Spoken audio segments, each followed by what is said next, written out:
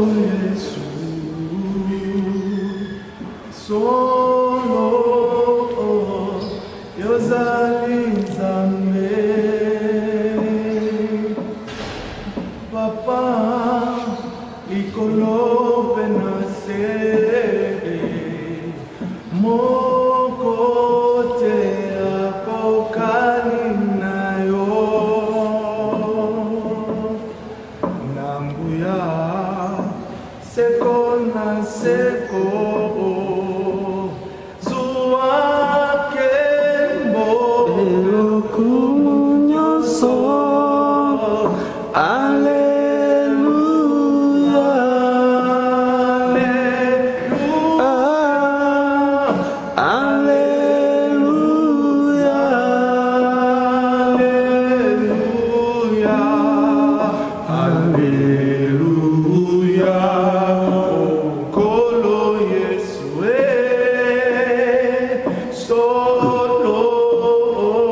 yozali Nzambe oh papa likolo pe nase moko te akokani na yo oh nangoya seko na seko zuwa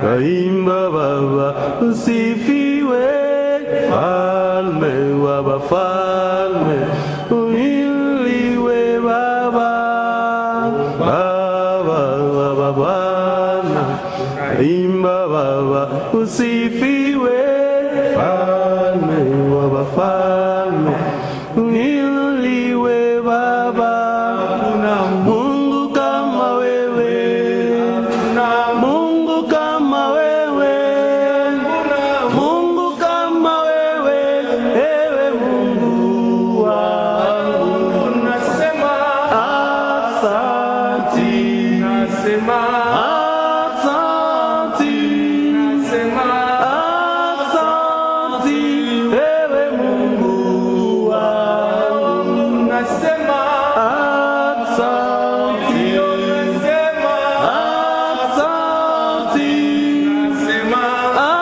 asante ewe Mungu wangu ndiye mwamba ni salama niye mwamba ni salama niye mwamba ni salama niye mwamba ni salama niye mwamba ni salama niye mwamba ni salama niye mwamba ni salama niye mwamba ni salama yoza Nzambe na bazambe yoza Nzambe na bazambe yoza Nzambe na bazambe yoza Nzambe na bazambe soki olobi tokoyoka soki olobi tokoyoka soki olobi tokoyoka Papa sembola loboko Papa sembola loboko Papa sembola loboko Papa sembola loboko Papa sembola loboko Papa sembola loboko ni Yesu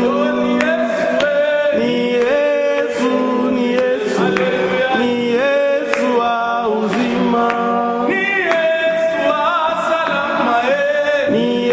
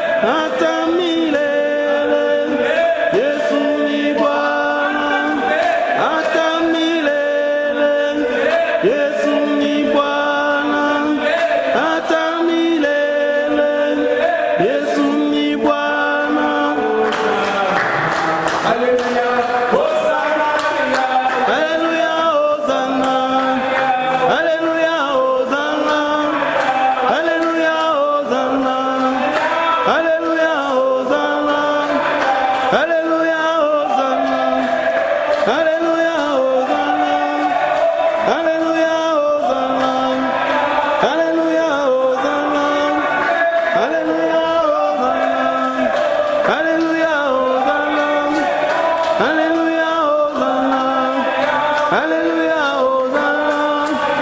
Alléluia, Hosanna. Alléluia, Hosanna.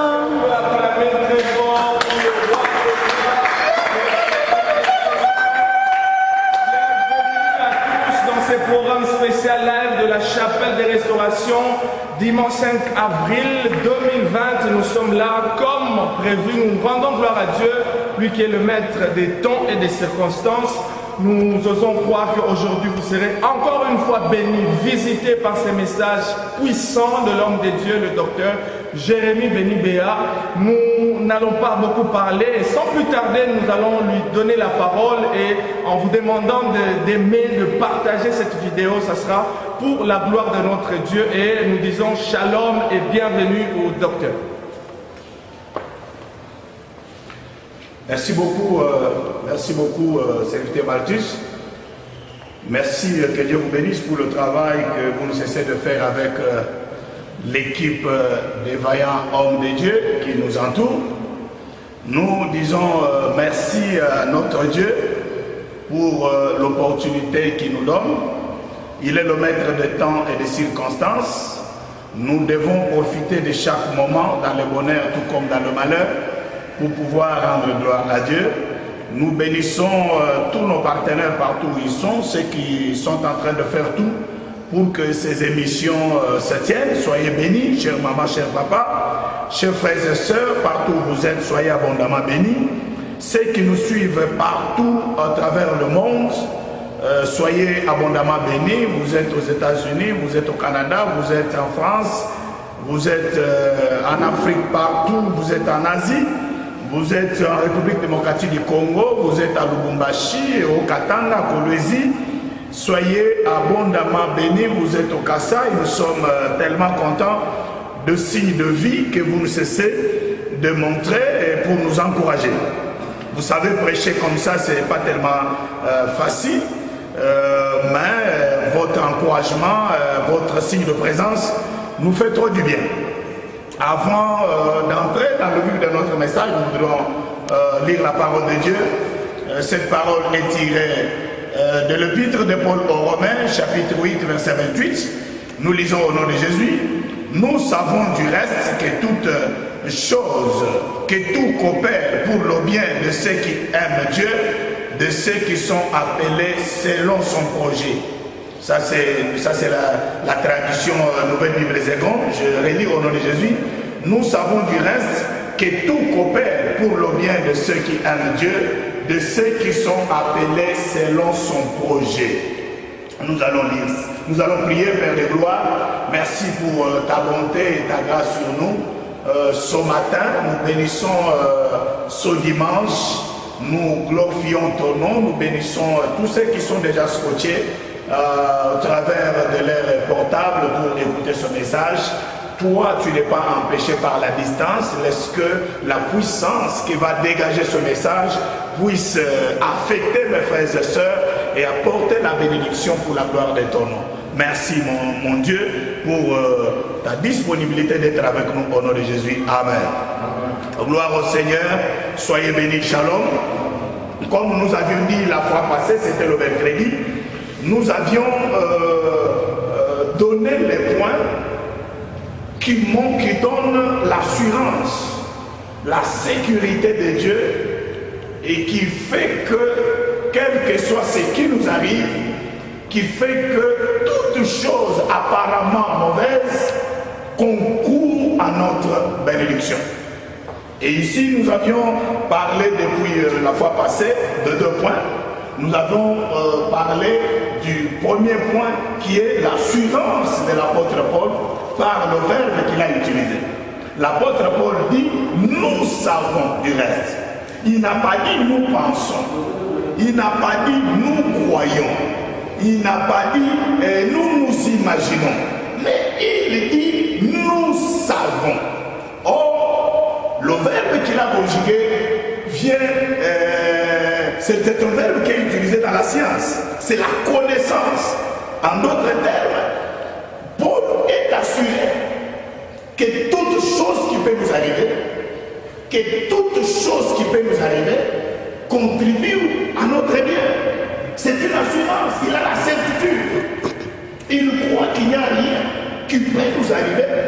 que Dieu contrôle toutes choses, parce que Dieu est derrière toutes choses pour les orienter, c'est qu'on appelle parfois la providence, parce que Dieu contrôle toutes choses. Il n'y a rien qui peut arriver pour notre destruction. Il n'y a rien qui peut se manifester pour notre mort. Il n'y a rien que Dieu permettra que cela nous arrive pour que nous soyons tués, qu'il ne soit pas pour notre bonheur. Et il dit, nous savons. Et son verbe qu'il conjugue nous donne l'assurance. Nous donne l'assurance qui montre que, peu importe les moments et les temps que nous sommes en train de traverser, mais Dieu ne nous abandonnera pas. Et notre foi en Dieu, notre attachement en Dieu fera que tout ce que les gens voient apparemment comme mauvais, comme bizarre, comme destruction, ça contribuera à notre bénédiction.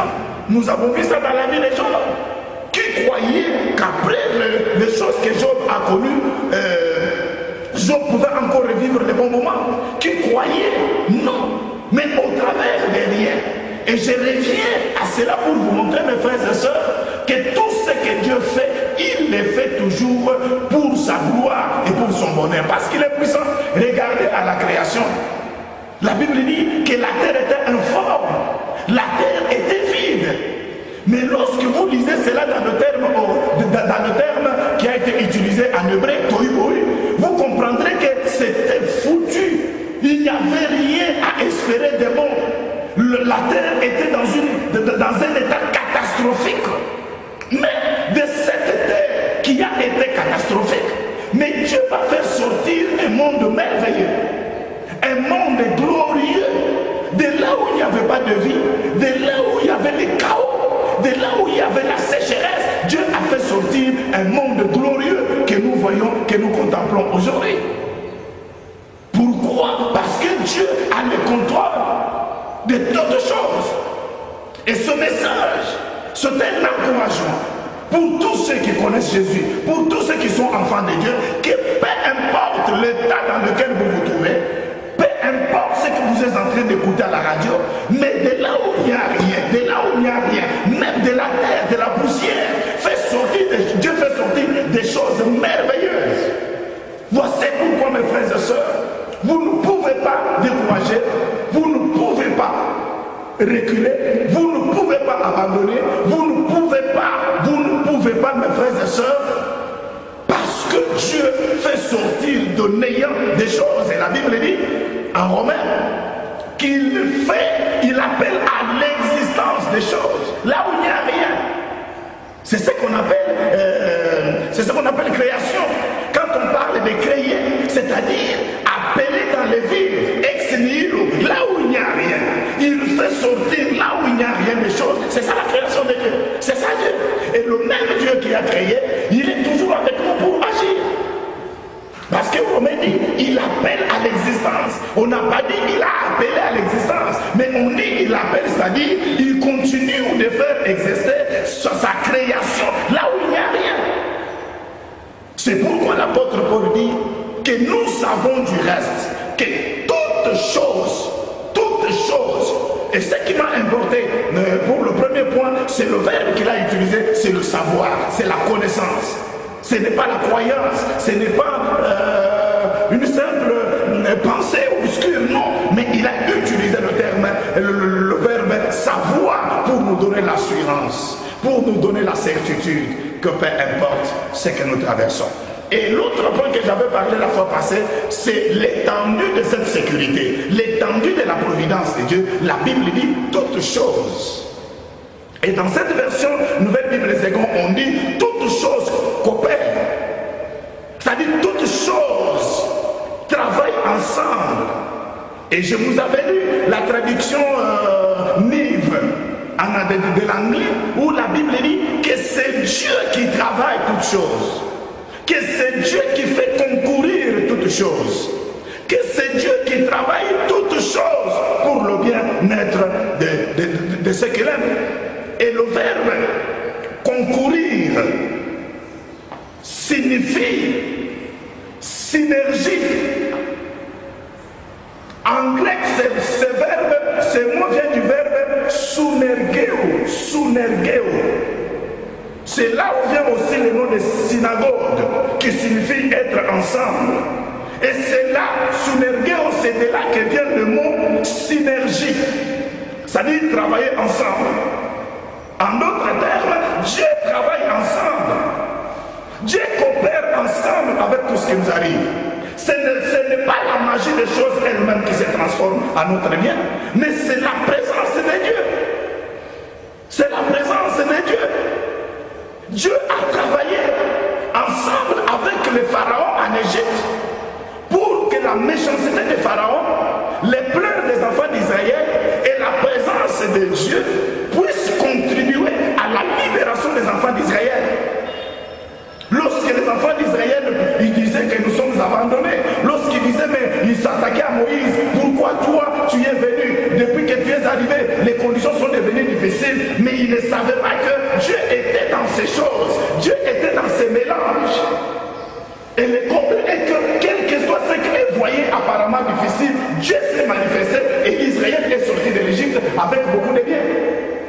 Mes frères et sœurs, ma prière ce matin est que, dans ce que tu es en train de voir, dans ce que tu es en train d'entendre, dans ce que tu es en train de vivre, que Dieu soit présent, que Dieu conduise toutes choses pour ta bénédiction, que Dieu transforme toutes choses pour ton élévation, que Dieu transforme toutes choses pour ta gloire. Et l'Israël est sorti. Ce que Pharaon croyait que non, c'est fini, ils ne vont plus faire quelque chose. Même sur la route où ils étaient en train de passer à la mer Rouge, ils croyaient que c'est fini. Mais la présence de Dieu a été une bénédiction. Voici pourquoi, mes frères et sœurs, je vous invite très chaleureusement, en ces temps où tout le monde cherche le Sauveur, à vous tourner à Dieu. À rechercher davantage la présence de Dieu. Car c'est de lui seul que des choses seront transformées en notre faveur. Car sans lui, rien ne se transformera. Je ne voudrais pas vous donner un espoir vain, mais je parle comme un constructeur de l'œuvre de Dieu pour vous montrer que vous devez être sûr que vous êtes avec Dieu.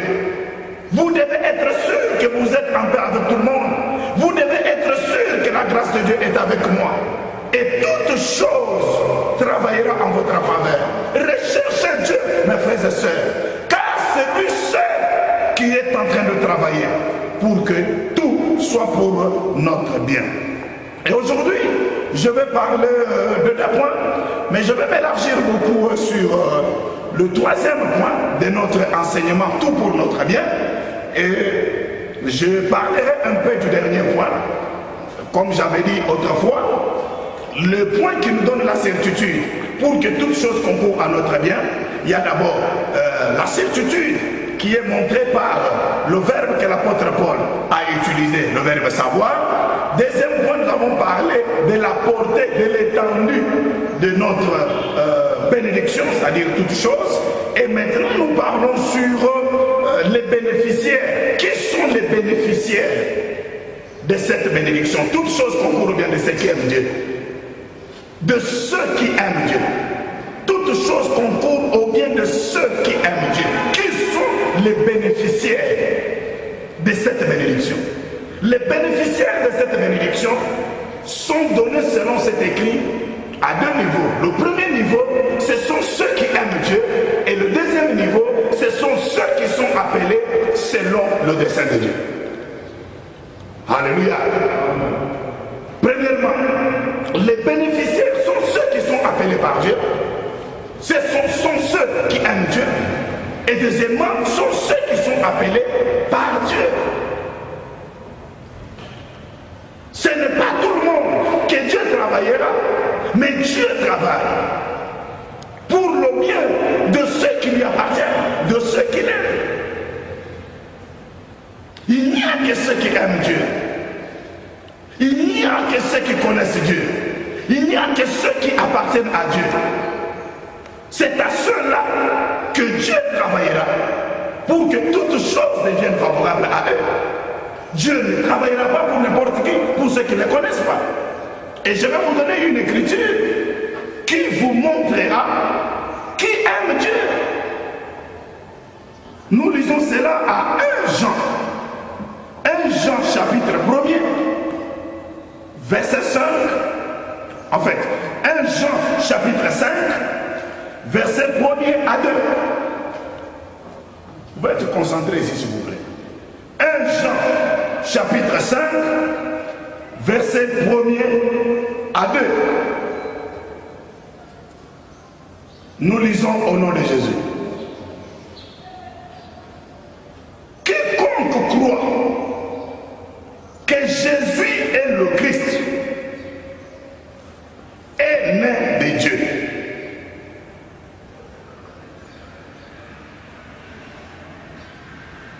Quiconque croit que Jésus est le Christ est né de Dieu.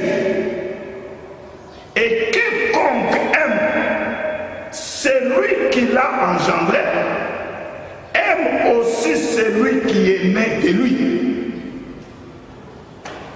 Nous connaissons que nous aimons Dieu lorsque nous pratiquons ses commandements. Je relis encore 1 Jean chapitre 5 verset 1 à 2. Quiconque croit que Jésus est le Christ, il est né de Dieu. Et quiconque aime celui qui l'a engendré, aime aussi celui qui est né de lui. Nous connaissons que nous aimons Dieu lorsque nous pratiquons ses commandements. Gloire au Seigneur. Celui qui aime Dieu, selon ce verset, c'est d'abord celui qui croit en Jésus, le Christ qui est venu de Dieu. Lorsque nous avons cru en Jésus comme Seigneur et Sauveur, nous sommes aimés de Dieu et nous aimons Dieu. Et deuxième point, celui qui aime Dieu, c'est celui qui pratique ses commandements. Lorsque nous avons reçu Jésus comme Seigneur et Sauveur, nous avons été aimés de Dieu et Dieu nous aime. Nous sommes entrés dans son amour. Et deuxième point très important, c'est de pratiquer ses commandements. Alléluia. Dieu nous a aimés, il a envoyé son Fils unique dans le monde. Parce que nous avons reçu Jésus comme Seigneur et Sauveur, l'amour de Dieu qu'il a manifesté au travers de Jésus devient notre amour. Et non pas seulement parce que nous avons reçu Jésus, mais parce que aussi Jésus-Christ, au travers de ses paroles et de ses commandements, nous avons fait cela, les nôtres. Les paroles, les commandements de Dieu deviennent notre lumière qui éclaire notre chemin. Lorsque nous gardons les paroles de Dieu, lorsque nous gardons les commandements de Dieu, nous sommes aimés de Dieu. Peu importe ce qui arrivera, peu importe ce qu'on planifiera contre nous, l'amour de Dieu nous protégera. Dieu va travailler à ce que toutes les méchancetés soient transformées en notre bien, parce que nous gardons la parole de Dieu. Parce que nous avons reçu Jésus comme Seigneur et Sauveur. Et non seulement ce passage-là, si je pense que vous avez votre vie, vous pouvez aussi lire ce passage. Jean chapitre 15, verset 10. Jean chapitre 15, verset 10, la Bible dit: si vous gardez mes commandements, vous demeurez dans mon amour. Je reprends. Si vous gardez mes commandements, vous demeurez dans mon amour. De même que j'ai gardé les commandements de mon Père et que je demeure dans son amour. Gloire au Seigneur. Je voudrais dire à ceux qui m'écoutent maintenant que les promesses de Dieu sont universelles, mais ils sont aussi conditionnelles. Les promesses de Dieu sont conditionnelles. La vie éternelle est universelle, mais conditionnelle à ceux qui remplissent certaines conditions. Dieu promet de travailler à notre faveur pendant ce temps. Dieu promet que ce que nous sommes en train d'entendre, virus et tout qu'on sort, sera transformé en notre bénédiction. Mais dans la mesure où nous gardons la parole de Dieu, dans la mesure où nous pratiquons les commandements de Dieu.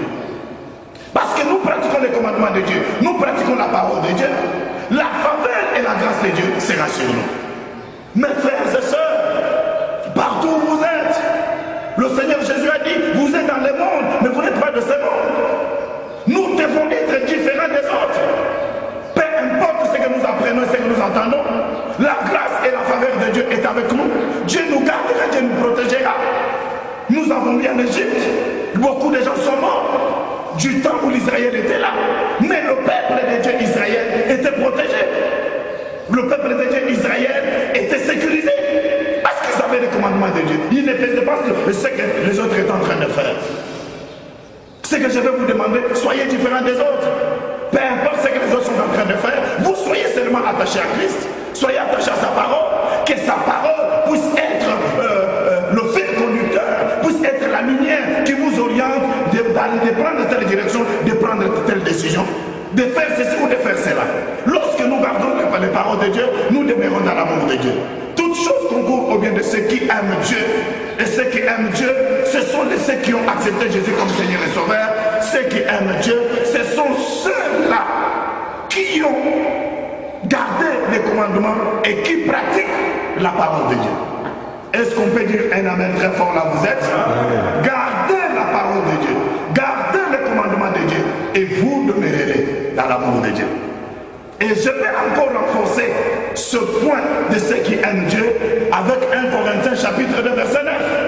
1 Corinthiens chapitre 2 verset 9, la Bible dit, comme il est écrit, ce sont des choses que l'œil n'a point vues, que l'oreille n'a point entendu, que l'œil n'a point vu, des choses qui ne sont pas montées dans le cœur des hommes. Mais ce sont de telles choses que Dieu a préparées pour ceux qui l'aiment. C'est-à-dire au moment que nous sommes, ce que nous sommes en train de voir maintenant, il y a des choses que Dieu a préparées pour nous, pour l'Église, pour nous, ses enfants. Que l'œil de quelqu'un n'a pas vu, que l'oreille de quelqu'un n'a pas entendu, que le cœur d'aucun prophète n'a ressenti. Mais nous qui aimons Dieu, nous recevons ces choses par l'Esprit de Dieu. Dieu nous parle parce que nous l'aimons, parce que nous gardons sa parole de Dieu. Bien aimés dans le Seigneur, il y a des choses que tout le monde ne recevra pas. Seulement ceux qui aiment Dieu et seulement ceux qui gardent sa parole.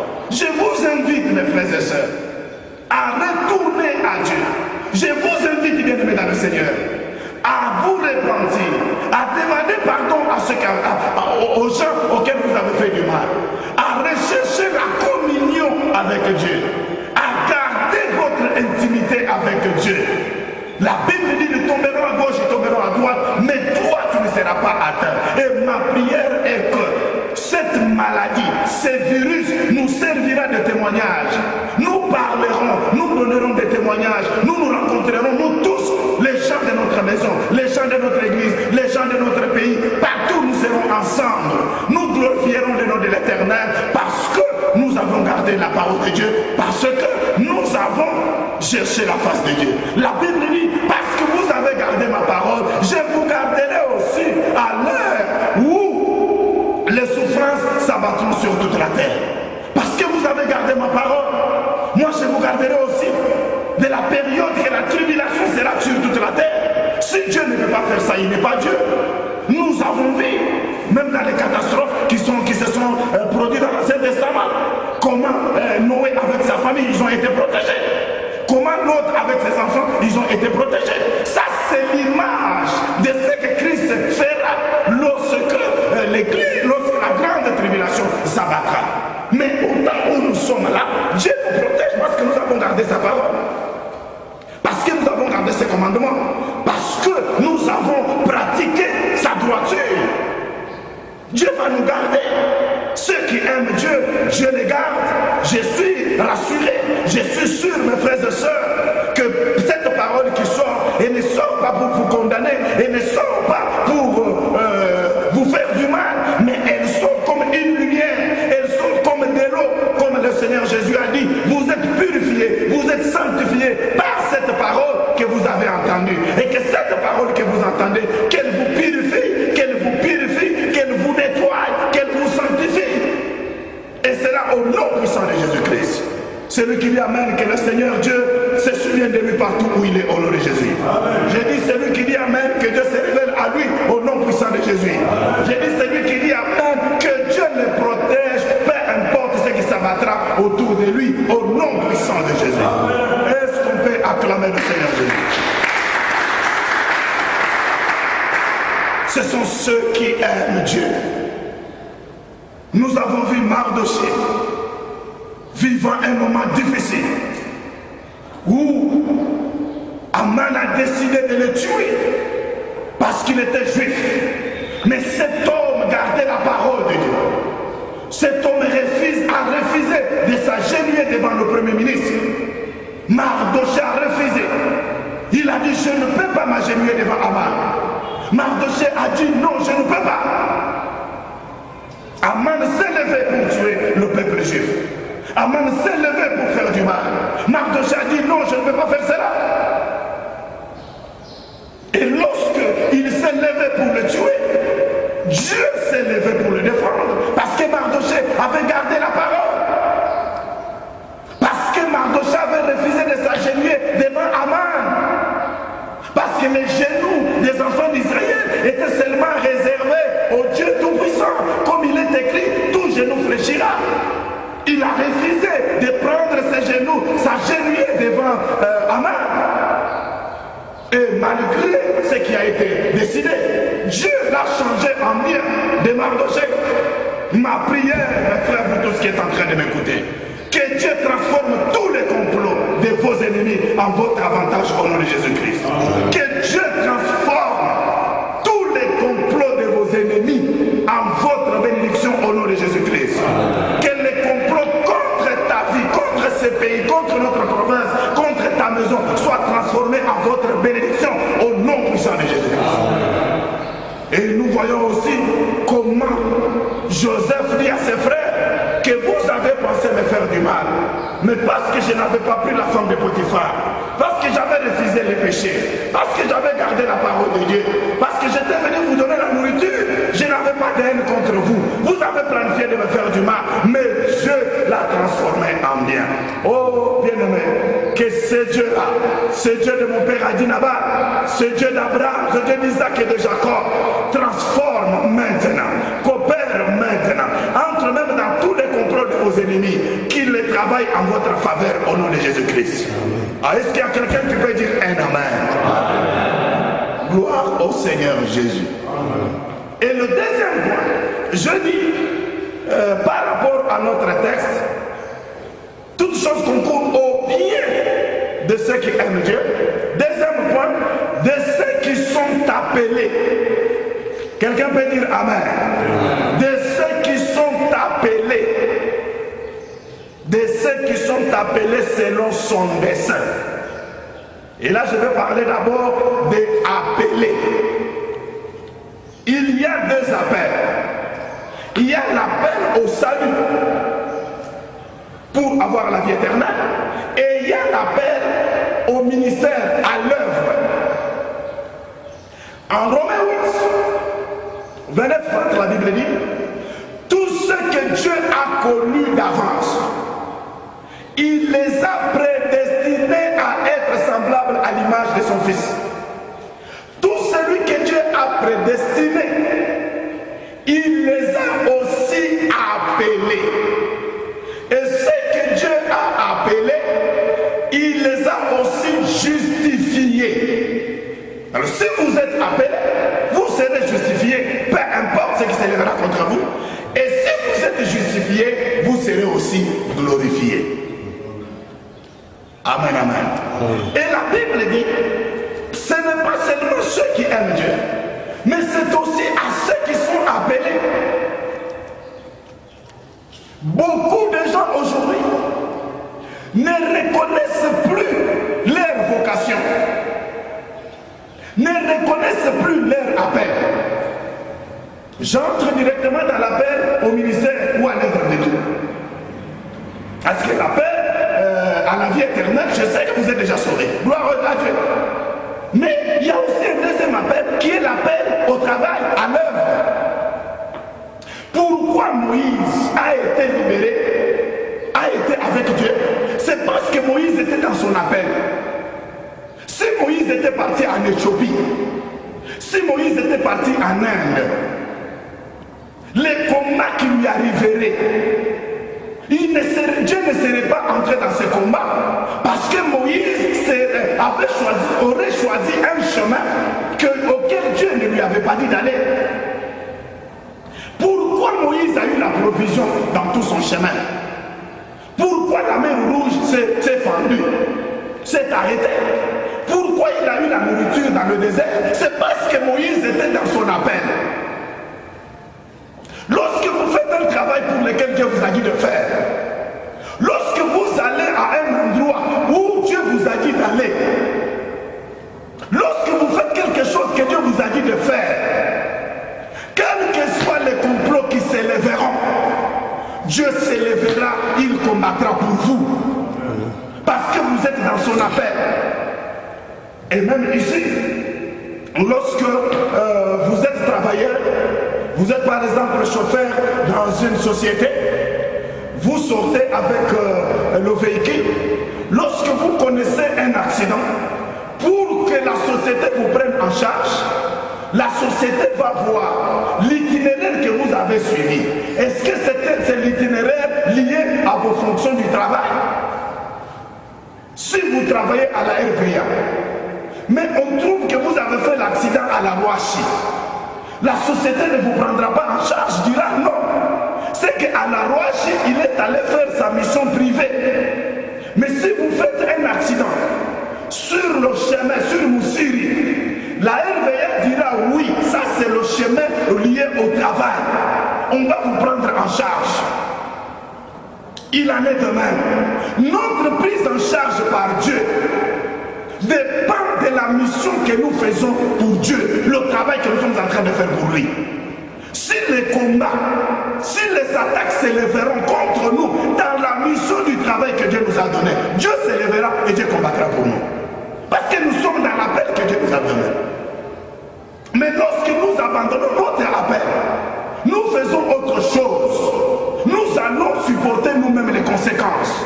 Et des fois, beaucoup de gens aujourd'hui disent, mais nous ne voyons pas Dieu intervenir parce que nous, en tant qu'hommes de Dieu, nous faisons des choses que Dieu ne nous a pas dit de faire. Nous prenons des engagements que Dieu ne nous a pas dit de prendre. Nous prenons des voyages auxquels Dieu ne nous a pas dit d'aller. Nous prenons des décisions graves. Alors qu'un serviteur ne peut pas aussi prendre une telle décision sans que son maître me connaisse.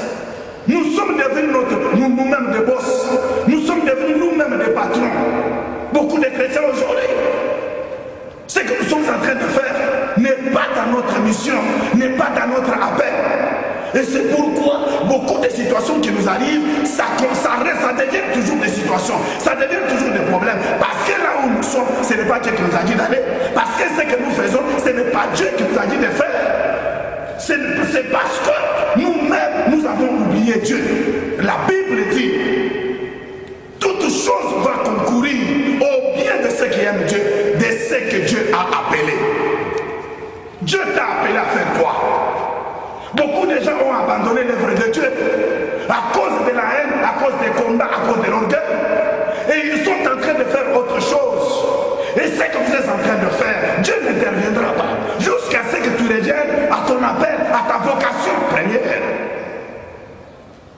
Pourquoi l'apôtre Paul, malgré les combats, les problèmes, Dieu était avec lui? C'est parce qu'il était toujours dans sa mission. Il est en train de faire ce que Dieu lui a dit de faire. Je vais vous donner l'exemple de Jonas. Jonas est le type de beaucoup de chrétiens aujourd'hui, est le type de beaucoup de serviteurs de Dieu aujourd'hui, qui prennent des décisions sans que Dieu l'ait dit de prendre des décisions, qui font des choses sans que Dieu ne l'ait dit de faire cela. Alors que nous sommes mandatés, nous sommes appelés pour quelque chose, nous ne faisons plus cela. Jonas, Dieu lui dit, va à Ninive. La population de Ninive est dans le péché. Je vais tuer ce peuple s'il ne se répand pas. Mais Jonas a refusé. Il a refusé, il dit, je ne vais pas. Il a pris le bateau pour aller à Tarsis. Qu'est-ce qui lui est arrivé? Tout ce qu'il avait est perdu. Tout ce que ses compagnons avaient est perdu. C'est parce qu'il n'a pas respecté sa mission. Beaucoup d'églises ont abandonné leur mission. Ils ne savent plus quelle est la mission de l'église. Beaucoup d'enfants de Dieu ne connaissent pas leur rôle en tant qu'enfants de Dieu dans l'église. C'est pourquoi des malheurs nous atteignent et Dieu ne se lève pas pour les transformer en notre faveur. Mais vous êtes bénis, vous qui m'écoutez ce matin. Revenez à Dieu, revenez à votre appel. Moi, même si je serais milliardaire de dollars, je ne peux pas abandonner ce que Dieu m'a dit de faire pour lui. N'abandonne jamais. Et je vais vous dire, bien aimé pour Jonas, que tout était détruit. Merci Jésus. Tout était détruit. Tous ceux qui étaient avec lui dans les bateaux ont perdu tout. Tous ceux qui étaient avec lui ont perdu les biens. Les bateaux secoués par les vents et par la tempête. Et jusqu'à ce qu'on a pris la décision de les jeter dans l'eau. Et comme Dieu est le Dieu de miséricorde, il a envoyé le poisson qu'il a avalé. Et ce poisson est allé les vomir à Ninive. Alléluia. Et c'est lorsqu'il a dit à Dieu, pardonne-moi. C'est lorsqu'il a dit à Dieu, maintenant, je vais faire ta mission. Je vais maintenant accomplir le vœu. Dans le ventre du poisson, c'est alors que Dieu a ordonné au poisson d'aller les vomir. Quand on l'a vomi, il est allé faire sa mission. Revenez à votre mission, Église. Revenez à votre mission, enfant de Dieu. Beaucoup de gens qui servaient Dieu dans les églises, ils ont été détruits par leurs amis, dans des comités, dans des départements. Ils ont abandonné la mission. Or, le travail qu'ils étaient en train de faire, c'était grâce à ce travail que Dieu les protégeait. Parce que la bénédiction de chacun est liée à notre appel. Quelqu'un peut dire Amen? Amen. Nous sommes bénis à cause de notre appel. Si vous ne savez pas votre appel, si vous ne savez pas votre vocation, vous faites autre chose, Dieu n'interviendra pas. Toutes choses concourent au bien de ceux qui aiment Dieu, de ceux qui sont appelés. Vous êtes appelés par Dieu, soyez dans votre appel. Là où tu te retrouves maintenant, est-ce que Dieu t'a dit d'aller là-bas? Où tu as eu de l'envie, de la convoitise? À cause de la convoitise, beaucoup de gens ont déserté. Les gens, bien aimés, je vais vous dire que chaque homme de Dieu a son lien d'affectation. Chaque enfant de Dieu a ce que Dieu a préparé pour lui. Vous pouvez envier quelqu'un, non, non, moi je vais quitter, je vais aller aussi dans tel pays, dans telle ville, parce que je vois que ça va. Est-ce que Dieu t'a envoyé dans cette province? Non, comme ceux qui sont dans telle province et voulu bien. Est-ce que toi, Dieu t'a dit d'aller là-bas? Dieu t'a dit de faire ce que tu es en train de faire. Tant que tu n'es pas dans l'appel de Dieu, tu ne verras pas la gloire de Dieu. Et Dieu n'interviendra. Dieu a soutenu l'Israël. Dieu a soutenu Moïse. Dieu a soutenu Jésus. La mer Rouge a laissé la route. Ils ont mangé dans le désert. Les Jourdains a laissé la route. Jéricho est tombé. Ils ont pris Canaan parce que c'était la mission que Dieu avait préparée pour eux. Revenez à votre appel. Faites ce que Dieu a préparé pour vous. Même dans ce temps difficile. Aidez toujours les malheureux. Soutenez toujours les hommes de Dieu. Priez toujours pour le pays. N'abandonnez pas votre appel à cause des temps ou des circonstances. Faites ce que vous devez faire et Dieu vous bénira. Amen, amen. Amen. Merci mes frères et sœurs. Aujourd'hui je parlais d'un point très important. Il n'y a que ceux qui aiment Dieu, ceux qui ont reçu Jésus comme Seigneur et Sauveur, ceux qui pratiquent sa parole. C'est à ceux-là que Dieu interviendra pour que les malheurs, pour que toutes choses deviennent leur bénédiction. Deuxièmement, il n'y a que ceux-là qui sont dans leur appel, qui sont dans leur vocation, que Dieu interviendra pour changer toutes choses en leur faveur. Vous avez écouté cette parole? Merci, que mon Dieu vous bénisse. Nous ne perdons pas le temps. Nous faisons ce travail parce que je suis dans mon appel. Et c'est à cet appel que Dieu me protégera. Je protégerai aussi mes enfants et l'église du Seigneur. Là où vous êtes, faites aussi ce que vous devez faire par rapport à la parole que vous avez entendue. Et si vous faites ces choses, le Dieu qui vous a appelés, il se glorifiera. Vous rendrez témoignage. Vous aurez des connaissances, des choses que les autres n'auront pas pendant ces moments difficiles. Les conditions sont difficiles, mais toi, Dieu te gardera, il te bénira. Car Dieu n'a pas besoin de conditions pour te bénir. Il transforme toutes choses à notre faveur. Gloire au Seigneur Jésus-Christ. Vous pouvez acclamer partout où vous êtes.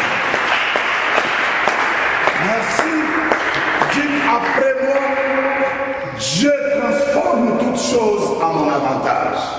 Dieu transforme toutes choses à mon avantage. Et qu'il en soit ainsi au nom de Jésus-Christ. J'élève ma main, je vais prier pour vous. Seigneur Dieu de gloire, je bénis notre pays, la RD Congo. Je bénis la province de Okatanga, je bénis la ville de Lubumbashi. Je bénis mes frères et sœurs. Je bénis les hommes de Dieu partout dans le monde entier qui ont suivi ce message et qui ont pris la décision, Seigneur, de te recevoir Jésus comme Seigneur et Sauveur, de pratiquer les commandements et d'être dans leur mission. Merci Éternel. Merci pour la paix. Merci pour ce message que tu envoies ce matin. Pour bénir ton peuple partout où il se trouve. Je glorifie ton nom.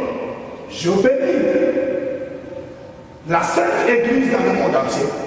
Je bénis tout le peuple de Dieu partout, éternel Dieu. Je prie que ta présence s'élève comme la lumière qui s'élève et que le ténèbre de la mort puisse disparaître. Je bénis la RD Congo, Léo Katanga, la ville de Lubumbashi. Je bénis l'église chapelle de restauration. Au nom de Jésus. Amen. Amen. Merci beaucoup. Je finis. Je donne la parole au serviteur de Dieu Martus. Il y a un numéro. J'ai demandé qu'on mette le numéro. Je pense souvent on néglige le numéro.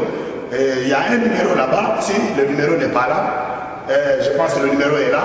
Appelez-nous ou soit écrivez en dessous de ce message. Nous sommes en train de lire tous ces messages. Dieu vous bénira.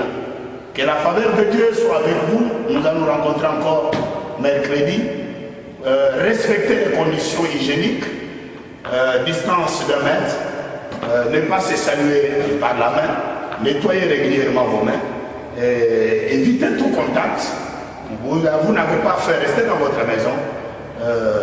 Que le Dieu de la grâce soit avec vous. Et très bientôt, nous nous retrouverons à la chapelle de restauration. C'est très bien préparé, amélioré. Si vous n'avez pas, vous avez un petit temps, venez même à l'église, priez même 1 minute, rendre gloire à Dieu. Soyez bénis, shalom. Shalom, est-ce qu'on peut encore acclamer le Seigneur? Merci à Papa, tout pour notre bien. Nous n'allons pas faire beaucoup de commentaires, nous sommes pratiquement arrivés à la fin. Merci à vous qui nous avez suivis et qui allez nous suivre aussi en rediffusion. On se fixe rendez-vous très prochainement. Les détails vous seront donnés sur cette même page. Que l'Éternel Dieu soit notre bénédiction. Shalom chez vous.